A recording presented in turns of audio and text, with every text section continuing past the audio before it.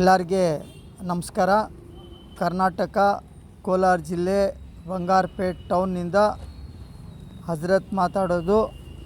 ನಿನ್ನೆ ಇಡೀ ನಮ್ಮ ಭಾರತ ದೇಶದಲ್ಲಿ ಎಲೆಕ್ಷನ್ದು ವೋಟ್ ಹಾಕೋದು ಮುಕ್ತಾಯ ಆಗಿದೆ.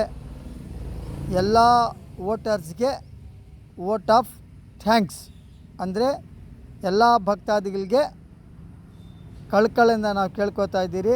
ತಾವೆಲ್ಲ ಬಂದು ವೋಟ್ ಹಾಕಿರೋದು.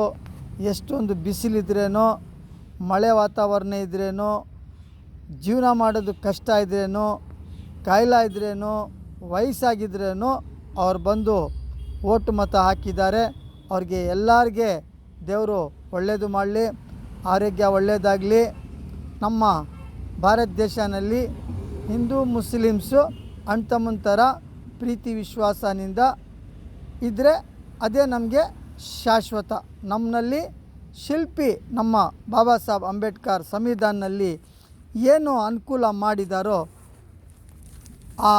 ಆ ಮರ್ಯಾದೆಗೆ ಗೌರವ ಮರ್ಯಾದೆ ಕೊಟ್ಟು ಇಡೀ ಪ್ರಪಂಚನಲ್ಲಿ ನಮ್ಮ ಭಾರತ ದೇಶ ನಮ್ಮ ತಾಯಿ ನಾಡು, ನಾವು ದೊಡ್ಡವರು ಏನು ಹೇಳಿದಾರೋ ಆ ಮಾತಿಗೆ ಗೌರವ ಮರ್ಯಾದೆ ಕೊಡ್ತೀರಿ. ಅದ್ರ ಪರವಾಗಿ ನಾವು ನಡ್ಕೊಂಡು ಹೋಗ್ತೀರಿ. ಯಾವುದೇ ನಮ್ಮಲ್ಲಿ ಭಿನ್ನಾಭಿಪ್ರಾಯ ಇಲ್ಲ ಅನ್ನೋದು ಹೋಗಿದ್ರೆ ಅದೇ ನಮಗೆ ಶಾಶ್ವತ. ಅಧಿಕಾರ ಬರ್ತದೆ, ಅಧಿಕಾರ ಹೋಗ್ತದೆ. ಯಾರಿಗೆ ಶಾಶ್ವತ ಇಲ್ಲ. ಒಂದು ಒಳ್ಳೆಯದು, ಒಂದು ಕೆಟ್ಟದ್ದು. ನಮಸ್ಕಾರ.